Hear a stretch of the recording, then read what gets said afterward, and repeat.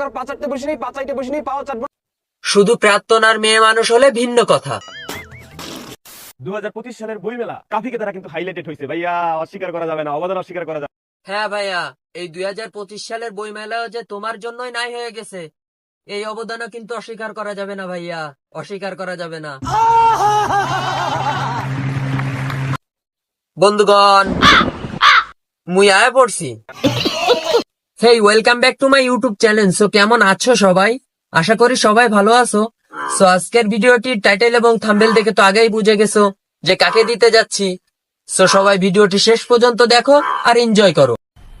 मजा आया और मैं ये जो मजा है हिंदुस्तान के हर व्यक्ति को देना चाहता हूं। জনপ্রিয়তা থাকলে সমালোচনা হবেই। মানুষ সাকিব আল হাসানকেও ধুয়ে দেয়, মানুষ মাশরাফি বিন মুর্তজাকেও ধুয়ে দেয়, মানুষ শাকিব খানকেও ধুয়ে দেয়। তা আন্নে কি নিজের সাকিব আল হাসান মাশরাফি বিন মুর্তজা ভাবতে শুরু করছেন নাকি? মানুষ যে তারে নিয়ে সমালোচনা করতেছে, শুধু শুধু তো আর সমালোচনা করতেছে না, তার চোখের দিকে আঙ্গুল দিয়ে তাকে দেখাই দিচ্ছে। তারপরেও সে এইগুলা ইউজ করে ভিউজ কামাইতেছে প্রত্যেক ভিডিওতে। আচ্ছা, সে যে সুন্দর, সুন্দর কিনা? সব থেকে মজার বিষয় হচ্ছে সে তার ভিডিওর ভিতরে বলতেছে আমাকে নিয়ে সমালোচনা হচ্ছে, তাতেই আমার চলছে। কিন্তু অন্যদিকে তাকে নিয়ে যদি কেউ ভিডিও বানায় তাও তার হজম হচ্ছে না। আমাকে নিয়ে সমালোচনা হচ্ছে, তাতে আমার চোখ। হ্যাঁ, চলবেই তো, যত সমালোচনা তত ভিউজ, আর যত ভিউজ তত টাকা। শামীম ভাই তার এই কীর্তিকলাপ নিয়ে সে একটা ভিডিও বানাইছে, এবার বই মেলায় আমি একটা বই লিখছি। কিন্তু সে সেটা হজম করতে পারে নাই। আমার বইয়ের নাম হইতেছে বাঙালিকে বোকা বানানোর 103টা উপায়। তার পরবর্তীতে সে একটা রিপ্লাই ভিডিও বানাইছে। এই এক বোকা আছে, টপিক পাইলি লাগাই। তার রিপ্লাই ভিডিওতে যে সে কি কি বলতেছে কিছুই বোঝা যাচ্ছে না, বাট কিছুক্ষণ পর পর এসে বলতেছে যে তুই পারলে এরকম একটা বই লিখে মানুষকে কিছু শেখা। তুই বাঙালিকে ভালো বানানোর বই। কেন কাকা, তোমার মতো কি সব কন্টেন্ট ক্রিয়েটর কি ওই একই কাজ করবে, যে একটা বই লিখবে, লিখার পরে ওইটা নিয়েই মেলায় উঠাবে, উঠানোর পরে মেয়েদের আর প্রাক্তনকে হাত ধরে টানাটানি করবে? যে বিষয়টা এমন, আমি প্রথমে প্রাক্তনকে নিয়ে ভিডিও করা শুরু করলাম, মানুষ আমাকে উপরে উঠালো। তারপর মেয়ে নিয়ে ভিডিও করা শুরু করলাম, পাবলিক আমাকে গালি দেওয়া শুরু করলো।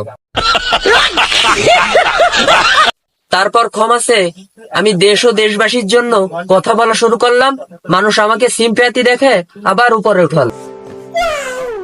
তোমার এখনকার কার্যকলাপ দেখে মনে হচ্ছে যে টিকটকারদের মতো, যে বেরেন তোমার মাথায় না, বেরেন তোমার হাঁটুতে। আসলে পাবলিক তোমাকে কি বুঝাতে চাচ্ছে এইটা আগে বোঝো। পাবলিক যখন তোমার উঠাইছে তো নিচে নামাতেও সময় লাগবে না, আর তা না হয় এই সব কিছুই তোমার পাবলিককে দেখানোর জন্য, আর পাবলিককে তোমার বকচোদ্য মনে হয়। এই প্রমিস ডেতে প্রমিস করতেছি যে পা চাটবো না, আর কারো পা চাটা যাবে না, পা চাটার কোনো সুযোগই নাই। এখন থেকে শুধু চাটবো সুন্দর সুন্দরী মেয়েদেরকে আর আমার প্রাক্তনকে, পা চাটার কোনো সুযোগ নাই। এটাই ভালো।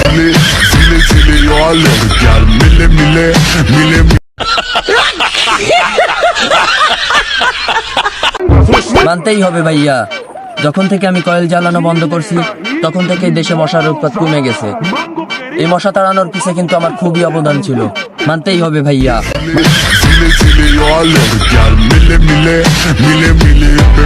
তো আজকের ভিডিওটি এই পর্যন্তই।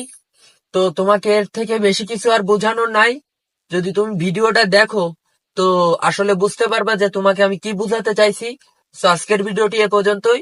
সবাই ভালো থাকবেন, নিজের খেয়াল রাখবেন। ও আচ্ছা।